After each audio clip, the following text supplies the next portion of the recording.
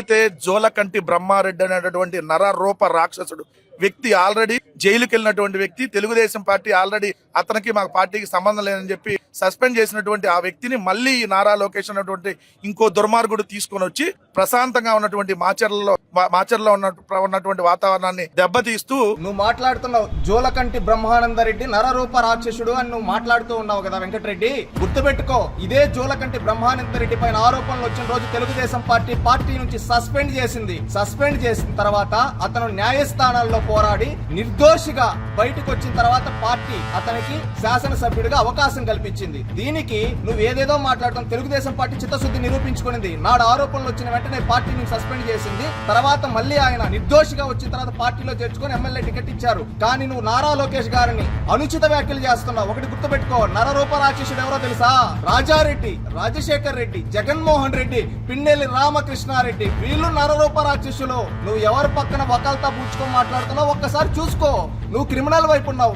ఆ రోజు తెలుగుదేశం పార్టీ ఆ ఆరోపణ వచ్చిన వెంటనే పక్కకు పంపించి మళ్ళీ ఆయన నిర్దోషిగా వచ్చిన తర్వాత పార్టీలో అవకాశం కల్పించింది. కానీ మీ నాయకుడు దేశ అత్యున్నత న్యాయస్థానం సుప్రీంకోర్టు ఇతను దోషి అని చెప్పినా ఈ రోజు వరకు కనీసం చర్యలు తీసుకోలేదంటే ఎవరు? క్రిమినల్స్ వైపు నిలబడేది మీరు కాదా? మళ్ళీ నువ్వు మాట్లాడుతా ఉన్నావు ఇక్కడ హైదరాబాద్ లో కూర్చొని ఎట్లా పెడితే నోటికి ఏది వస్తే అది నారా లోకేష్ గారిని ఉద్దేశించి మాట్లాడుతున్నావు. నువ్వు ప్రశాంతమైన పల్నాడు అంటున్నావు. ఎక్కడ ప్రశాంతమైన పల్నాడు? 5 ఏళ్ళు అరాచకాలు చేశారు వాళ్ళు. ఈ ఒక ఎలక్షన్ రోజే దాదాపు 10 సంఘటనలు జరిగాయి ఒక పల్నాడులో.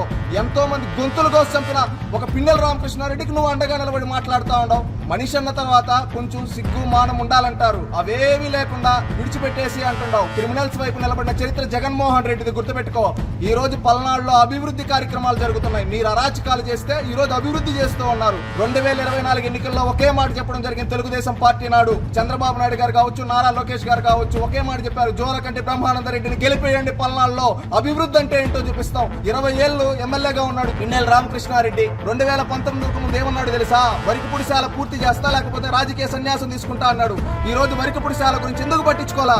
ఈ రోజు తెలుగుదేశం పార్టీ వచ్చిన తర్వాత వరికిపుడిశాలకి ఏదైతే ఫారెస్ట్ క్లియరెన్స్, ఫారెస్ట్ ఎన్ఓసి తీసుకొని వచ్చి 70 ఏళ్ల పలనాడు, ఎగువ పలనాడు కళని ఈ రోజు తెలుగుదేశం పార్టీ సాకారం చేస్తా ఉంది. మీరున్న 20 ఏళ్ళలో చేసింది శూన్యం. అది గుర్తుపెట్టుకో వెంకటరెడ్డి. నువ్వు ఇంకొకటి కూడా మాట్లాడుతూ ఉన్నావు. మొలకల చెరువు ఇబ్రహీం పట్ల వాళ్ళే కల్తీ మద్యం తయారు చేసి వైఎస్ఆర్సీపీ నాయకుడు జోగి రమేష్ గారి పేరు ఇరికిచ్చినట్టుగా మళ్ళీ పిన్నెల్లి బ్రదర్స్ ని దాంట్లో ఇరికిచ్చారనంటే ఇది అక్రమ కేసు అని క్లియర్ గా అర్థం కావట్లేదా? పిన్నెల్లి రామకృష్ణారెడ్డి గారు అంతకుముందు 54 రోజుల పాటు ఇలానే జైల్లో పెట్టారు. అంటే అప్పుడు ఈవీఎంలు బద్దలు కొట్టినందుకోసం జైల్లో పెట్టారు. ఇప్పుడేమో ప్రజలు సరే, ఈవీఎంలు ఆ రోజు ఎందుకు చేయాల్సి వచ్చింది? ప్రజాస్వామ్యయుతంగా ఎన్నికలు జరపకుండా వాళ్ళు రిగ్గింగ్ చేస్తున్నప్పుడు, మీ ఊర్లో ఎవరో రిగ్గింగ్ చేస్తుంటే మీరే సర్పంచ్ అభ్యర్థి ముందు అడ్డుకోవడానికి ప్రయత్నిస్తారు. సో ఏం చేస్తారు? ఎవరైనా అలానే చేయాల్సినటువంటి పరిస్థితి ఉంటుంది. ఏదైతే మీరు తప్పుడు కేసులు పెట్టి తప్పుడు కేసులు అంటున్నావు, సిగ్గుండాలి ఆ మాట అనడానికి.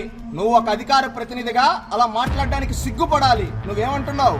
అక్రమ కేసు, ములకల చెరువు లిక్కర్ కేసు గురించి మాట్లాడుతున్నావు. కల్తీ లిక్కర్ కేసు ఆ రోజు ఆరోపణ వచ్చిన వెంటనే తెలుగుదేశం పార్టీ అతన్ని సస్పెండ్ చేసింది. తీరా ఆధారాలకు వెళ్తే జోగి రమేష్ వెనకాల నడిపించాడు.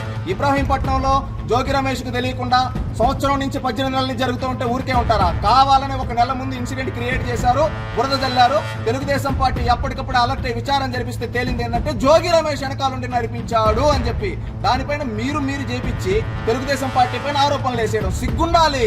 నువ్వు ఇంకొకటి అంటున్నావు, ఎన్నికల రోజు ఈవీఎం రిగ్గింగ్ జరుగుతుంటాయి. చాలా పెద్ద మాట యూజ్ చేస్తున్నావు, రిగ్గింగ్ అని. నేను మాట్లాడదలుచుకున్నా, నువ్వు ఈవీఎం బద్దలు కొడితే అది రిగ్గింగ్ అంటున్నావు, సిగ్గుండాలి. ఆ రోజు పాలవాయి గేట్ లో రిగ్గింగ్ జరిగిందా? మీ వాళ్ళు అక్కడ ఓడిపోతున్నామనే ఫ్రస్ట్రేషన్ లో పిన్నెల్లి రామకృష్ణారెడ్డి వచ్చి ఈవీఎం బద్దలు కొడితే, ప్రజాస్వామ్యంలో ఎన్నికలు అనేది మనం ఎంతో ప్రతిష్టాత్మకంగా, అలాంటి ఎన్నికల్లో ఈవీఎం బాక్స్ ని బద్దలు కొట్టి అంటే అతడు ప్రజాస్వామ్యాన్ని బద్దలు కొట్టినట్టు. అలాంటి వ్యక్తికి సిగ్గు లేకుండా జగన్మోహన్ రెడ్డి సపోర్ట్ ఇస్తాడు, నువ్వు సపోర్ట్ ఇస్తావు. ఎక్కడన్నా రిగ్గింగ్ జరుగుతూ ఉంటే ఈ విధంగా జరుగుతుంది కదట. నీకు చెప్తా చూసుకో. నువ్వేంటంటే ఎక్కడో అమరావతిలోనో హైదరాబాద్ లోనో కూర్చొని ఎవడో స్క్రిప్ట్ పంపిస్తాడు, ఆ స్క్రిప్ట్ పెట్టుకొని నోరుంది కదా అని చెప్పి ఏది పడితే అది మాట్లాడేస్తావు. అసలు సంబంధం ఉందా? సబ్జెక్ట్ తెలుసా నీకు? అందుకే కదా డిబేట్ లో నువ్వు నిల్లు అని పక్కకు పంపిస్తే ఈరోజు బయటకు వచ్చి ఎట్లా పడితే అట్లా మాట్లాడతావు. గుర్తుపెట్టుకో, పాలవాయి గేట్ లో ఈవీఎం బద్దలు కొట్టింది ఎవరో పిన్నెల్లి రామకృష్ణారెడ్డి. ఓటే భయంతో కేపీ గూడెంలో మీ వాళ్ళు బూత్ క్యాప్చర్ చేస్తా ఉన్నారు. బూత్ క్యాప్చర్ చేస్తుంటే తెలుగుదేశం పార్టీ వాళ్ళు వెళ్తే అక్కడ రాళ్ల దాడి జరిపించింది ఈ పిన్నెల్లి సోదరులు కదా. అదే విధంగా వెల్దుర్తిలో ఎవరో మీ పిన్నెల రామకృష్ణారెడ్డి సొంత మండలం వెల్దుర్తిలో కండ్లకుంట్రలో ఒక తెలుగుదేశం పార్టీ కార్యకర్త మాణిక్యం అనే వ్యక్తి ఏజెంట్ గా కూర్చోంటే అతన్ని, అతని భార్యని, అతని కుమారుణ్ణి బెదిరించి అతన్ని పోలింగ్ బూత్ నుంచి బయటకు తీసుకొచ్చింది మీరు వాస్తవం కదా. చంపేస్తా అని బెదిరించింది వాస్తవం కదా. అదే నియోజకవర్గం, అదే మండలం, అదే బూత్ లో వెంకట్రెడ్డి గుర్తుపెట్టుకో, వెంకట్రెడ్డి అనే ఒక వ్యక్తిని తెలుగుదేశం పార్టీ కార్యకర్తని కొట్టడానికి వాళ్ళ ఇంటికి వస్తే ఆ ఇంట్లో ఆడబిడ్డ మా అన్నని కొట్టద్దండి, మా నాన్నని కొట్టద్దండి అంటే నగ్నంగా నిలబెట్టి కొట్టి పారేసి వెళ్ళిపోయారు. సిగ్గుమానం లేకుండా మీ వైఎస్ఆర్సీపీ వాళ్ళు. దీనికి సమాధానం చెప్పు. అదే విధంగా ఇంకొకటి కేశవరెడ్డి మాచర్ల టౌన్ లో కేశవరెడ్డి ఆఫీస్ పైకి వెళ్లి ఆఫీస్ తెలుగుదేశం పార్టీ ఆఫీస్ ని తగలబెట్టింది మీ పిన్నెల సోదరులు కదా ఎన్నికల రోజు. అదే విధంగా ఆ రోజు అలేఖ్య కాలం తొక్కించి 11 ముక్కలు చేసింది మీ పిన్నెల సోదరులు కదా. ఇదే కాకుండా రెంటచెర్లలో ఆనాడు పార్టీ ఇన్ఛార్జ్ గా ఉన్న ఈనాటి ఎమ్మెల్యే జోలకంటి బ్రహ్మారెడ్డి గారు వెళ్తూ ఉంటే కాన్వాయ్ పైన గుర్తుపెట్టుకో, కాన్వాయ్ పైన రాళ్ల దాడి చేపించింది మీరు కదా. అదే దాంట్లో మంజులారెడ్డి అనే ఒక మహిళ ఏజెంట్ గా ఉంటే తల పగలగొట్టింది మీరు కదా. ఈ విధంగా 1-2 వందల రాజకీయాలు చేశారు ఒక ఎన్నికల్లో. సిగ్గు లేకుండా మళ్ళీ రిగ్గింగ్ అని మాట్లాడుతున్నావు. నువ్వు ప్రజాస్వామ్యం గురించి తెలిసి ఎన్నికల్ని ఆ రోజు ప్రజాస్వామ్యాన్ని కూనీ చేయాలనుకున్నారు. ఇన్ని తప్పులు చేస్తే వెనకేసుకొని వస్తున్నావు అంటే నీ ఆత్మసాక్షిని ఒక్కసారి ప్రశ్నించుకో. అంతే కదా, భగవంతుడు నోరిచ్చాడు కదా, నేను ఒకల్తా పుచ్చుకొని మాట్లాడాలి కదా అని ఏది పడితే అది మాట్లాడితే ప్రజాస్వామ్యంలో ప్రజలు చూస్తూ ఉండరు వెంకటరెడ్డి.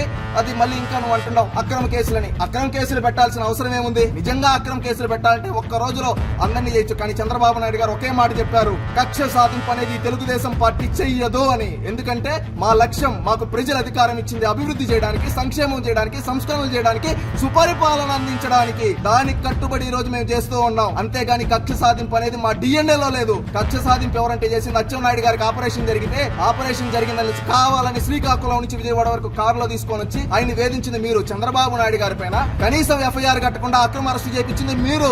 బీసీ జనార్దన్ రెడ్డి పైన అరెస్టు చేయించింది మీరు. అదే విధంగా జేసీ అస్మిత్ రెడ్డి పైన అక్రమ అరెస్టు చేయించింది మీరు. ఈ విధంగా చెప్పుకుంటూ పోతే అక్రమ అరెస్టులు ఎన్నో వస్తాయి. అది మీ చరిత్ర. అక్రమ అరెస్టుల చరిత్ర వైసీపీది. తెలుగుదేశం పార్టీ ఏ రోజు కక్ష, ఈ రోజు ఇన్ని సంఘటనలు జరిగిన దాని వల్ల దేశ అత్యున్నత న్యాయస్థానం సుప్రీంకోర్టు చర్యలు తీసుకోమంటే ఈ రోజు లొంగిపోయారు పిన్నెల సోదరులు. వాళ్ళకి మద్దతుగా మలుగుతావా? ఒకటి మీరేందంటే పెత్తందారి మనస్తత్వంతో ఉన్న వెంకటరెడ్డి. ఒకటి గుర్తుపెట్టుకో, జల్లయ్య బీసీ యాదవ సామాజిక వర్గానికి సంబంధించిన వ్యక్తిని రాళ్లతో కొట్టించి చంపారు. గతంలో మీరు అధికారంలో ఉండేటప్పుడు చంద్రయ్య అనే ఒక కార్యకర్తని గొంతు కోసి చంపారు, జై జగన్ అని చెప్పలేదని. ఈ విధంగా ఒక బీసీ పరిగి కమ్యూనిటీకి సంబంధించిన వ్యక్తిని, అదే విధంగా బీసీ యాదవ్ కమ్యూనిటీకి సంబంధించిన వ్యక్తిని, అదే విధంగా నాడు మీరు శాసనసభ్యుడిగా మీరు చెప్తున్నారు 20 ఏళ్ళు ఎమ్మెల్యే అని చెప్పి ఆ పిన్నెల రామకృష్ణారెడ్డిని అయ్యా మాకు నీళ్లు ఇవ్వండి అని ఒక ఎస్టీ లంబాడి సామాజిక వర్గానికి సంబంధించిన మహిళ అడిగితే ట్రాక్టర్ తో తొక్కించి చంపారు. ఇది మీ చరిత్ర.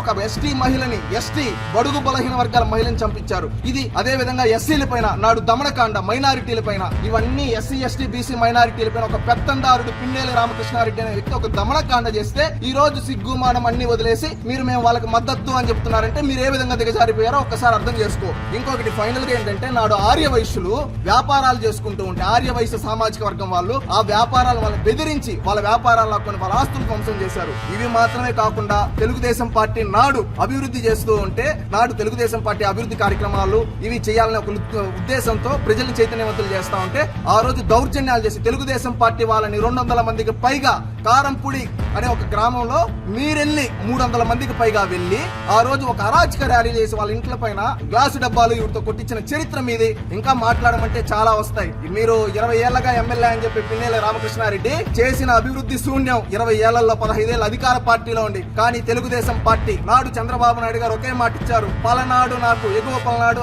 అభివృద్ధికి నేను కట్టుబడి ఉన్న బ్రహ్మానందరెడ్డిని గెలిపించండి, మేము అభివృద్ధి చేస్తామని దానికి కట్టుబడి ఈ రోజు వచ్చిన కేవలం 18 నెలల్లో 1500 కోట్లు నిధులు కేవలం మాచర్లకి ఇచ్చాం. అదే విధంగా 1200 కోట్లు జలజీవన్ మిషన్ ద్వారా పల్నాడుకి ఇచ్చాం. అదే విధంగా 140 కోట్లు అమృత్ మిషన్ ద్వారా కేంద్ర ప్రభుత్వం యొక్క పథకం ద్వారా మాచర్ల అభివృద్ధికి కట్టుబడి చేశాం. ఇదే విధంగా 70 ఏళ్ల కళ వరికపుడిశాల మీ నాయకుడే అన్నాడు ఏమని పిన్నెల రామకృష్ణారెడ్డి, వరికపుడిశాల పూర్తి చేయకపోతే రాజకీయ సన్యాసం అని 2019లో ఆ వరికపుడిశాలను మీరు గాలికి వదిలేస్తే పలనాడును సస్యశ్యామలం చేయాలని ఈ రోజు వరికపుడిశాల ప్రాజెక్టు పూర్తికి కంకణం కట్టుకొని పనిచేస్తూ ఉంది తెలుగుదేశం పార్టీ. గుర్తుపెట్టుకో, మీరు అరాచకాలు చేస్తే 20 ఏళ్ళు, 2 ఏళ్ల కేవలం అభివృద్ధి మాత్రమే చేస్తున్నాం. ఇది తెలుగుదేశం పార్టీ యొక్క చిత్తశుద్ధి, తెలుగుదేశం పార్టీ యొక్క గొప్పతనం. అది తెలుసుకోండి. ఎందుకంటే ఎందుకంటే హత్యా రాజకీయాలు తెలుగుదేశం పార్టీ మూలం కాదు. మీరు కూడా నిజాలు తెలుసుకుని మాట్లాడితే ప్రజలు హర్షిస్తారు. అంతేగాని అవాస్తవాలు, అసత్యాలు మేము చెప్పి జనాలను నమ్మేయాలనుకుంటే ఫైనల్ గా ప్రజాస్వామ్యంలో ప్రజల అల్టిమేట్. అలాంటి ప్రజలు మిమ్మల్ని తగిన శాస్తి చెప్పి ఆల్రెడీ ఇప్పుడు పిన్నెల రామకృష్ణారెడ్డి వాళ్ళు అరెస్ట్ అయిన దానికి